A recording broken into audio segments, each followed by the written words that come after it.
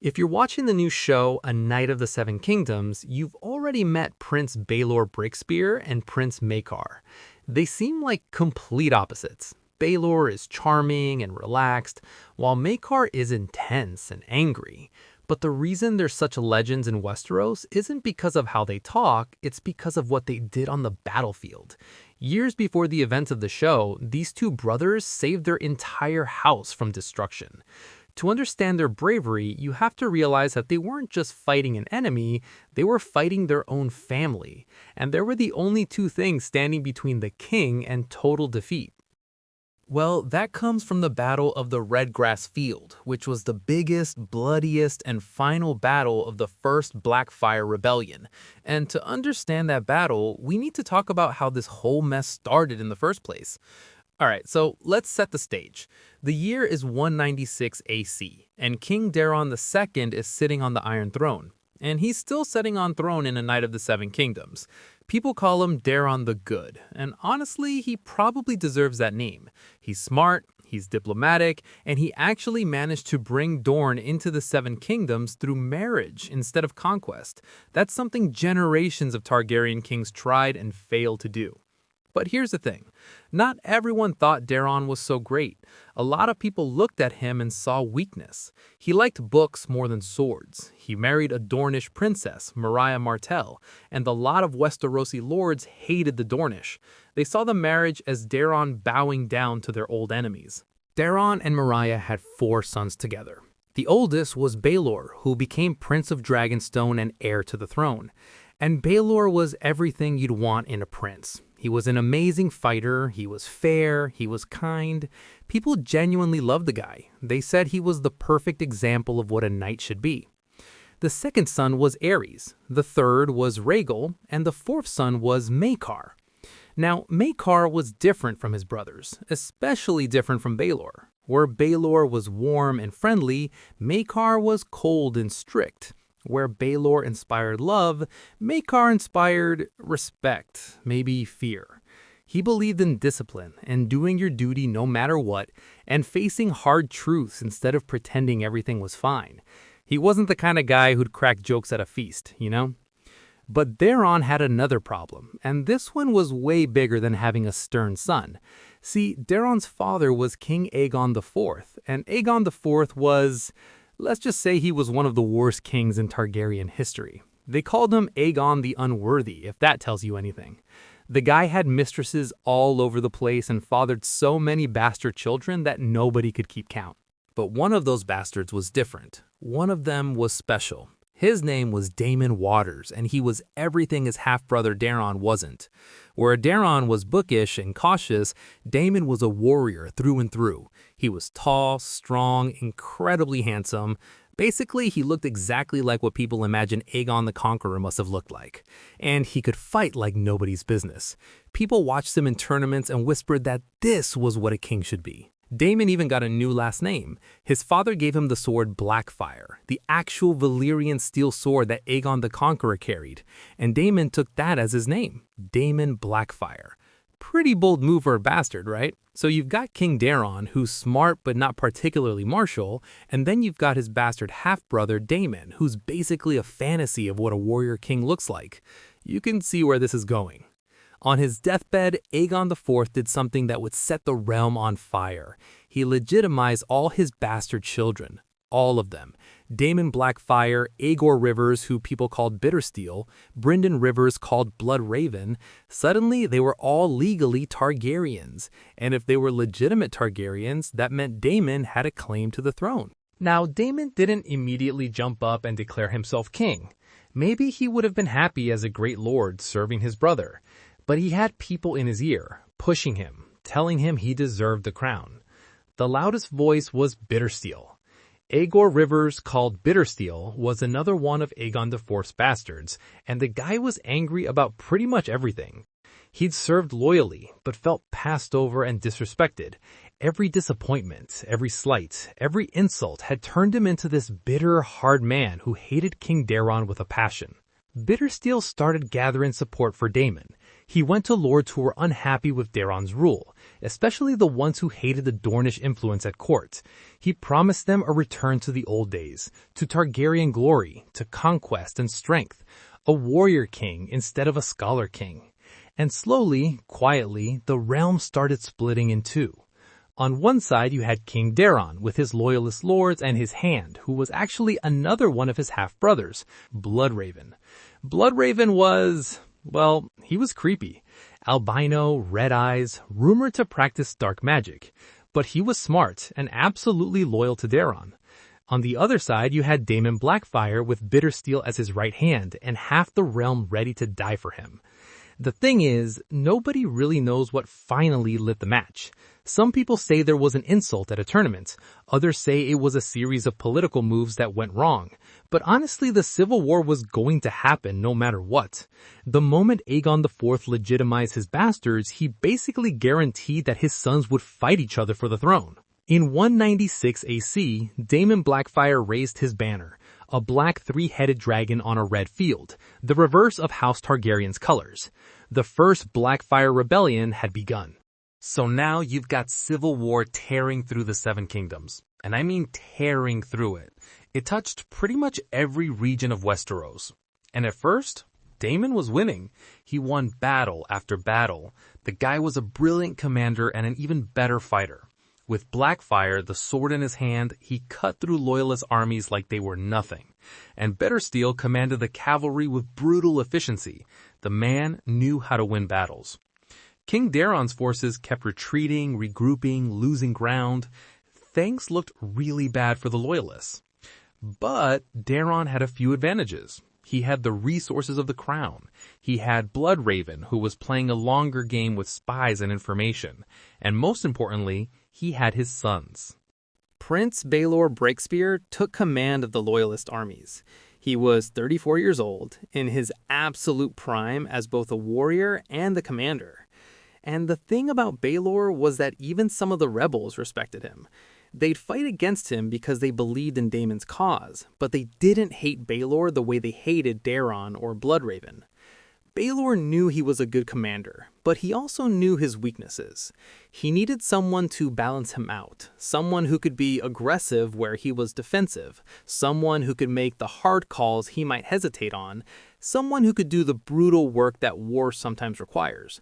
He needed Maekar. Prince Maekar wasn't as experienced in large-scale battles as his older brother, but what he lacked in experience he made up for in determination and discipline. If Baelor was the kind of commander who inspired men to follow him because they loved him, Maekar was the kind who inspired men to follow him because failure wasn't an option. He didn't make excuses, he didn't accept weakness, and he didn't back down. Together, the brothers came up with a plan. They'd force Daemon into one massive, decisive battle. Winner takes all. No more skirmishes, no more retreats. One fight to determine the future of the Seven Kingdoms. The place they picked was a field near the Redgrass River in the Reach, and that's where they'd become legends. The night before the battle, both armies camped close enough to see each other's fires. Daemon's army was huge, somewhere between 20 and 30,000 men. Rebels who believed in him, knights who thought he deserved the throne, lords who hated Daeron's rule. The loyalist army under Baelor and Maekar was about the same size, but the quality varied. Some were experienced veterans, but a lot were green troops who'd never seen a real battle. And after all the defeats they suffered, morale wasn't exactly high. In the loyalist command tent, Baelor and Maekar studied their maps and planned their strategy. The plan was actually pretty straightforward when you break it down. Maekar would hold the center. He'd be the anvil. His job was to take everything Daemon threw at him and not break. No matter how hard the enemy pushed, no matter how many men he lost, his forces were reserved for a plan which will be revealed soon. And then, when the enemy was fully committed to breaking through Maekar's center, when they'd thrown everything into that fight and were exhausted, Baelor would flank and hit them from the side, the hammer falling on the anvil, crushing the enemy between them. It was simple, but it required perfect timing and perfect trust, because if Maekar's line broke before Baelor could strike, the battle was over. No pressure, right? Dawn breaks, and you can see Daemon's army starting to move. 30,000 men in formation, banners flying, and right there in the center, you can see Daemon Blackfire himself on his horse, the sword Blackfire shining like captured sunlight. He looked like a king that morning. Every account from people who were there says the same thing. Daemon Blackfire riding to battle was one of the most impressive sights they'd ever seen. Even the loyalists who had to fight him admitted it. Across the field, Maekar Targaryen sat on his horse and watched them come. He was wearing his black armor, the three-headed dragon on his chest. His silver hair was loose, blowing in the wind. Behind him were 10,000 men who were definitely not calm. They could see Daemon's army. They knew what they were up against. But they had Baelor somewhere out there. Or so they hoped. Maekar turned his horse to face his own men. His voice carried across the field. And then the armies hit each other. Picture this. Thousands of men in armor, running at each other. The sound of impact was like thunder. Horses screaming, men yelling battle cries. The whole world suddenly reduced to just a few feet around you, and all that matters is the enemy in front of you. Daemon Blackfire fought like he was possessed. The sword Blackfire was singing through the air, and with every swing, another loyalist went down. He and his household knights pushed forward, always forward, cutting a path through the loyalist lines. Lord Hayford, the Hand of the King, was one of the first to fall. He was slain right there in the mud. That left Maekar alone in command of the center. Prince Maekar wasn't sitting in the back giving orders from safety. He was right there in the front line, in the shield wall, fighting next to his men. His mace was rising and falling, and whenever a part of the line started to waver, Maekar was there. For an hour, maybe longer, the center of that battlefield was pure chaos. Men died by the hundreds. The grass literally turned red with blood. That's where the battle gets its name. Daemon kept pushing forward, kept trying to break through. He was relentless. And then Daemon came face to face with Sir Gawain Corbray of the Kingsguard. Now, Corbray was one of the best knights in the Seven Kingdoms. He was wielding Lady Forlorn, a Valyrian steel sword that had been in his family for generations. The two men met in the chaos, and for a moment, everything around them seemed to stop. Daemon Blackfire with Blackfire against Gawain Corbray with Lady Forlorn. Valyrian steel against Valyrian steel.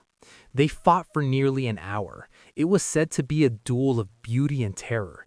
Corbray was incredible. He landed hits, drew blood, forced Daemon to actually work for it. But Daemon was the warrior reborn. Finally, Daemon struck a blow that shattered Corbray's helm and left him blind and bleeding in the dirt. Daemon Blackfire stood over his fallen enemy. He could have finished him. He could have ridden over him and smashed into Maekar's crumbling line. If he had charged right then, he probably would have broken the anvil.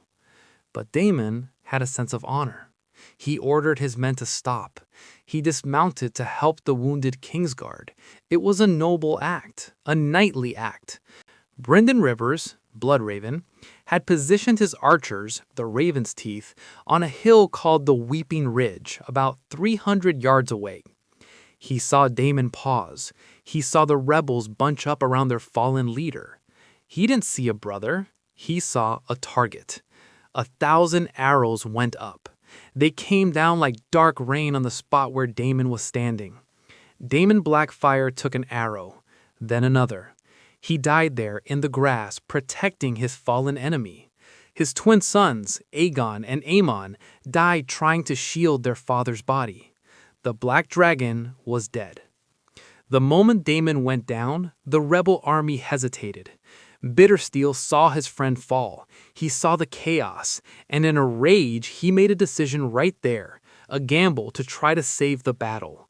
He committed his cavalry. All of it. 7,000 horsemen, the best heavy cavalry in Westeros, thunder rolling toward the loyalist flank. He was trying to smash them, to turn the tide through sheer force of anger. It was a smart move, a bold move. Under normal circumstances, it might have worked. But Baelor had been waiting for exactly this. From behind that ridge, Prince Baelor Breakspear saw Bittersteel's entire cavalry charge forward. He saw them commit completely. This was the moment. The anvil had held, the trap was sprung. 5,000 fresh troops came over that ridge like an avalanche. But these weren't just any troops. These were Dornish spearmen and Stormland knights. You can imagine the sight. Baelor in his green armor, leading a host of Dornishmen, the very people the rebels hated, coming to save the kingdom. Baelor's cavalry slammed into Bittersteel's rear. The impact was devastating. Rebel knights who were focused on charging forward didn't see the attack until it was too late. They were the hammer, and they'd caught the enemy perfectly on the anvil. Bittersteel's cavalry was trapped, caught between Baelor's charge on one side and Maekar's shield wall on the other. Bittersteel himself fought like a madman. He even carved out Bloodraven's eye in the middle of the rout. But it was hopeless. The rebel army broke. The Battle of the Redgrass Field turned into a massacre. Daemon Blackfire was dead. Bittersteel managed to escape to the Free Cities where he'd found the Golden Company and spend the rest of his life plotting revenge. But for the Loyalists, the gamble had paid off. Prince Baelor and Prince Maekar met on the field. They were exhausted, battered, and covered in blood, but they had won. They called them the Hammer and the Anvil because of what they did that day. Maekar was the anvil. No matter what Daemon threw at him, no matter how hard the enemy pushed, he stood in that center and refused to break. He was the foundation that everything else was built on. Baelor was the hammer. He waited with discipline that must have killed him inside, then struck with overwhelming force at exactly the right moment. They saved the Seven Kingdoms. Maekar would eventually become king himself years later. He ruled as a stern, just king, never beloved but always respected. And people say he was haunted by the past for the rest of his life. But at Redgrass Field, two brothers forged the kingdom. So when you watch A Knight of the Seven Kingdoms, when you see Baelor being charming and Maekar being intense, remember this isn't just about their personalities. This is about two men who understood that they needed each other. Maekar held the line when it seemed impossible. Baelor struck the blow that won the war. They were called the Hammer and the Anvil, and they should be remembered as brothers who saved the realm.